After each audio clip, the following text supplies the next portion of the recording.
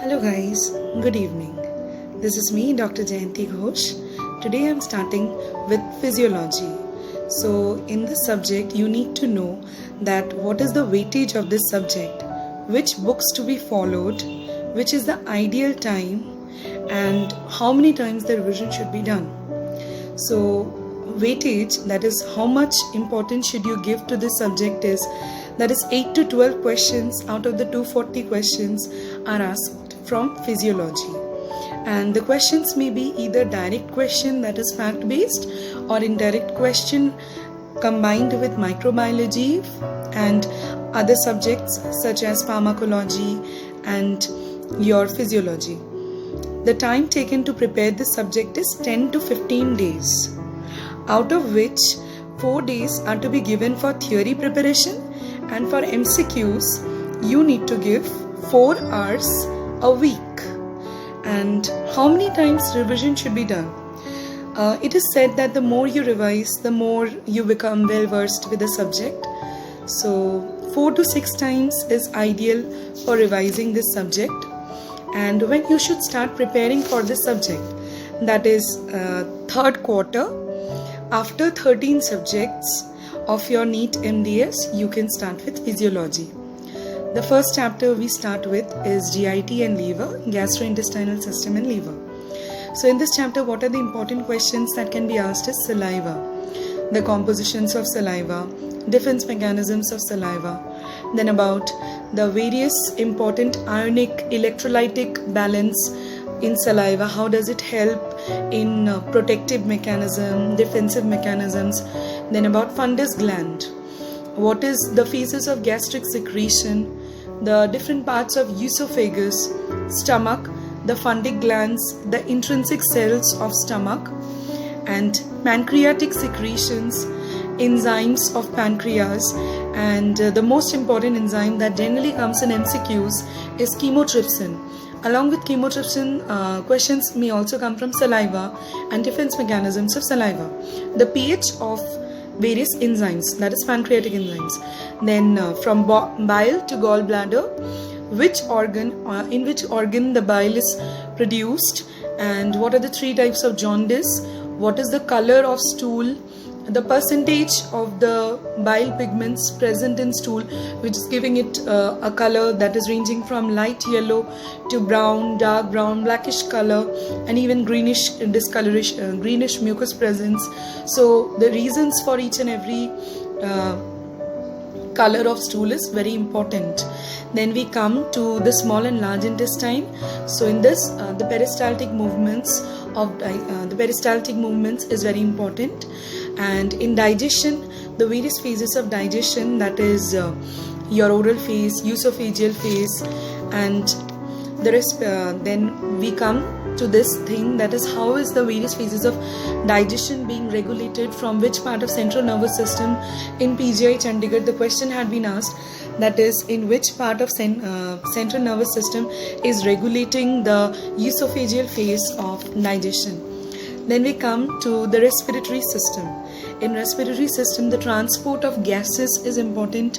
The partial pressure of oxygen, carbon dioxide, PO2, PCO2, alveolar exchange of gases, and the most important thing which is asked is your various types of dissociation curves, that is the oxygen dissociation curve.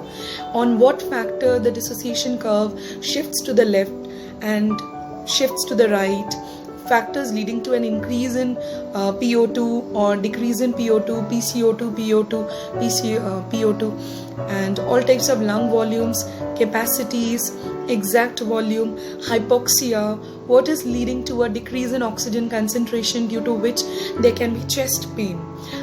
So you can link up your theoretical aspect with clinical point of view, that is general medicine. Again, I said that there may be an indirect question, that is general medicine can be linked up with physiology.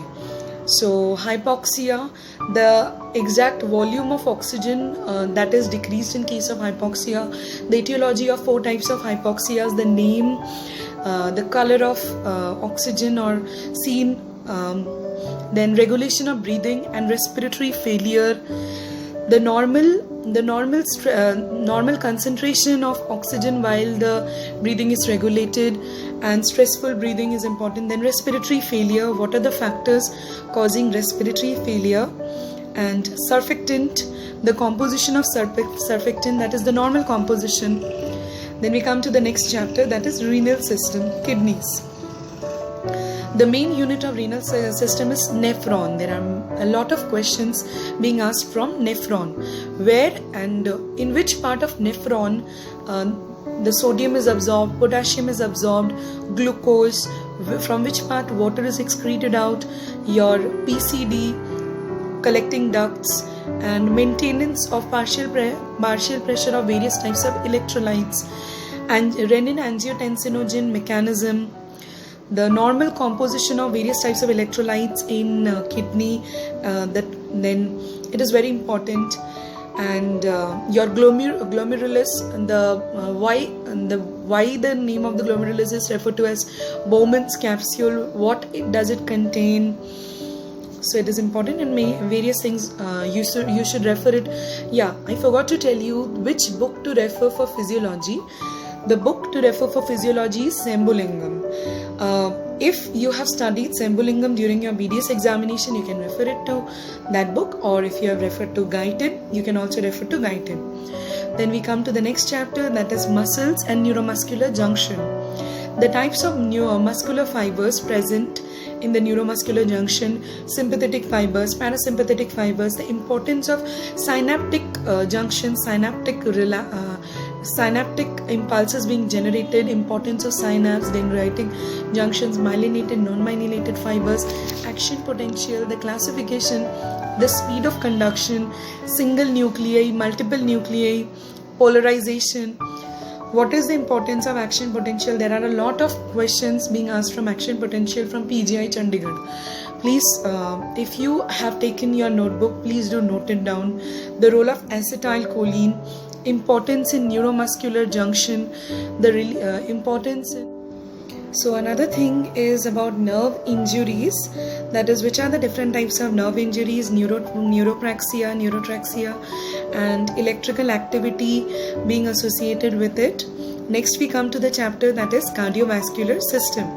So in cardiovascular system you need to know about the electrical activity, the various types of complexes, that is QRS complex, ECQ complex, nerve regeneration, corresponding duration, heart as a pump, isometric contraction, isometric relaxation, then your regulation, that is cardiac cycle, tubular venous pressure, which are the different values of tubular venous pressure, cardiovascular regulatory mechanism, like which organ is mainly responsible, which activities increase the cardiovascular mechanism, decrease the cardiovascular activity, in which climate it is increased, decreased, circulatory organs. So a fact-based question may arise, that is the duration of heart sounds, which are the different types of heart murmurs, what is the exact type of heart murmur being heard in a particular kind of disease, the sound activated. In case of central nervous system, you need to know cranial nerves, basal ganglia, the name of the 13 cranial nerves, lesion, the defects. Then in hematology, next comes the chapter where blood is being described as a whole picture, red blood cells, white blood cells, platelets, clotting system, clotting factors, intrinsic pathway, extrinsic pathway is a very important pathway, how it is regulating the different types of coagulation mechanisms, physical pathological variants, then your role of intrinsic clotting factors. Next we come to the next chapter, that is endocrinology, hormones.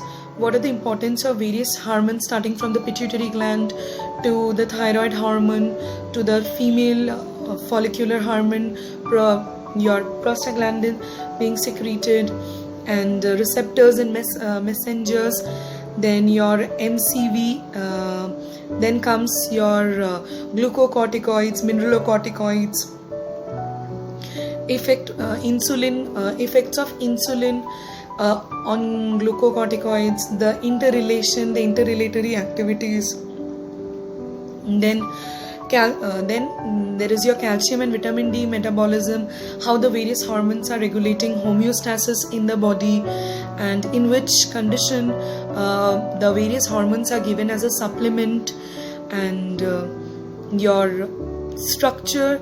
Then your next chapter is general physiology, where structure of cell, mitochondria, and exocytosis, endocytosis, feedback, positive mechanism, negative mechanism, your transport, diapedesis, body fluids, extracellular fluid, what is the concentration of electrolytes, ECF. There is a table given in Sembolingam which you must refer to.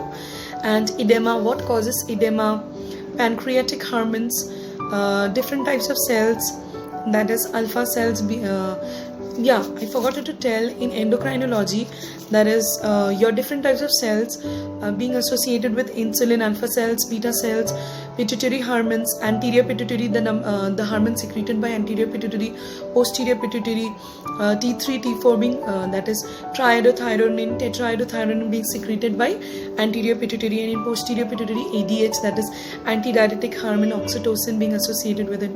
Then hypothalamus has got an inhibitory effect, stimulatory effect. Adrenal gland has also got adrenaline being secreted, noradrenaline.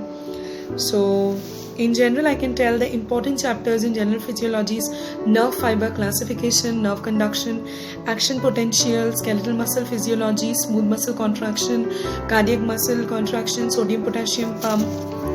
Then comes your electrolytes, hemoglobin, juxtavenous pressure, your spirometry, hypoxia, GIT, peristalsis, small intestinal absorption. So I hope today's video will be helpful to you for guiding you in the subject of physiology. And guys, if you have any problem relating to my subject or any doubt, if you need any notes, please do mail me. I have my mail ID given in the description box, and if you want to comment, do comment. So thank you, and if you like it, do like, share and subscribe. Thank you.